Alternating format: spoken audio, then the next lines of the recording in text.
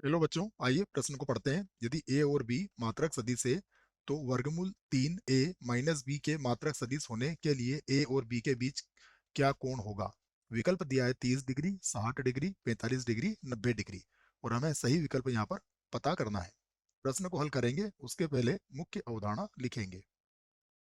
मुख्य अवधारणा जिसमें हम प्रश्न को हल करने की क्रियाविधि या फिर उससे संबंधित सूत्रों को यहाँ पर लिखते हैं। यहाँ पर जो हम सूत्र लिखने वाले हैं वो है, सबसे पहली बात कि इकाई सदिश का परिमाण जो होता है वो एक होता है। अर्थात यदि कोई इकाई सदिश है तो उसका जो परिमाण होगा वो कितना होगा, एक होगा। उसके बाद यदि दो सदिश हमारे पास है तो उनका जो बिंदु गुणा होता है वो होता है ए का परिमाण बी का परिमाण कॉस थीटा के बराबर, जहाँ थीटा इन दोनों के मध्य का कोण होता है।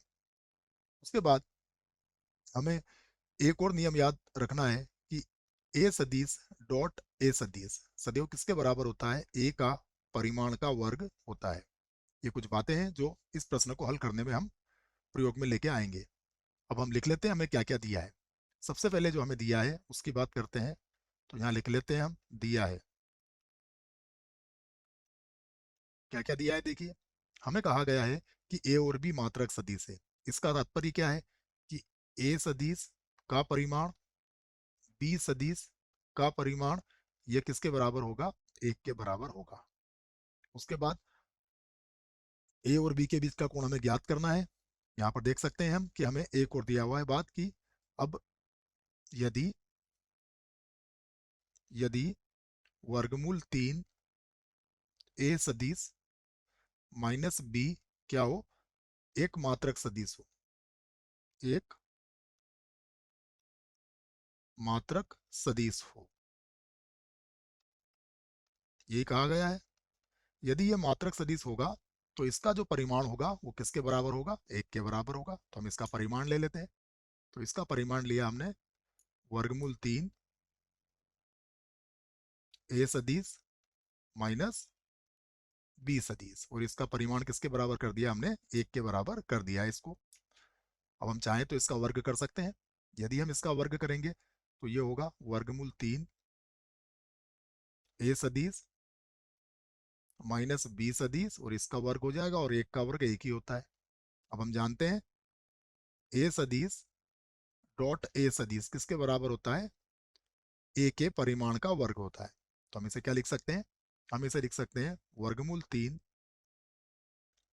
ए सदिश माइनस बी सदिश, और फिर डॉट लगा देंगे और लिख देंगे वर्गमूल 3 ए सदिश माइनस बी सदिश बराबर कितना हो जाएगा, एक। अब हम इसका गुणा कर सकते हैं। वर्गमूल 3 का वर्गमूल 3 से गुणा करेंगे तो ये होगा 3, और ए डॉट ए इसके बराबर होता है ए के परिमाण का वर्ग हो जाएगा।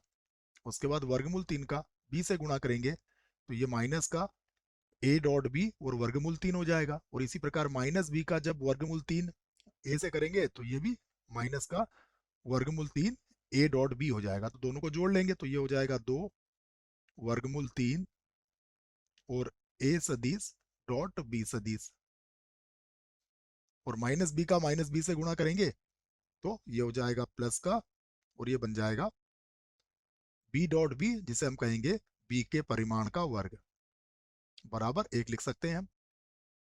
अब हमारे पास फिर से सूत्र है कि ए डॉट बी किसके बराबर होता है, mod A mod B cos theta के। तो यदि थीटा हो ए और बी के मध्य का कोण, तो यहाँ पर हम इसको लिख लेते हैं 3, ए का जो परिमाण है वो किसके बराबर है, एक के बराबर है, तो एक का वर्ग तो एक ही होगा, माइनस ये हो जाएगा 2 वर्गमूल 3, और ए डॉट बी का सूत्र भी हमें याद है, ये होता है ए का परिमाण बी का परिमाण, और उनके मध्य का कोण अगर थीटा है तो कॉस थीटा होता है, प्लस इधर भी हो जाएगा एक का वर्ग, या फिर एक ही लिख सकते हो आप।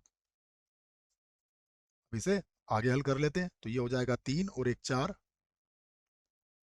तो यहाँ लिख दूंगा मैं माइनस का 2 वर्गमूल 3, इसका मान भी एक है, बी का परिमाण भी एक है, और यहाँ पर कॉस थीटा बराबर एक, और 3 और एक 4 को बराबर किधर लाएंगे तो ये माइनस का 4 हो जाएगा। अब इसे भी बटे में ले आते हैं तो कॉस थीटा बराबर हो जाएगा माइनस का 3 और बटे में आ जाएगा माइनस का 2 वर्गमूल 3। तो यहाँ से कॉस थीटा बराबर माइनस से माइनस कट जाएगा, वर्गमूल 3 से 3 वर्गमूल 3 बार कट जाएगा, तो ये हो जाएगा वर्गमूल 3/2। और ये कॉस कितने डिग्री का मान होता है? ये कॉस 30 डिग्री का मान होता है, ये होता है 30 डिग्री के बराबर। तो थीटा का मान कितना आया? थीटा का मान आ गया हमारा 30 डिग्री। विकल्प देखते हैं। तो विकल्प ए में लिखा गया है 30 डिग्री, अर्थात ये विकल्प जो है ये सही विकल्प है। आशा करता हूं बच्चों प्रश्न का उत्तर अच्छे से समझ में आया होगा। धन्यवाद।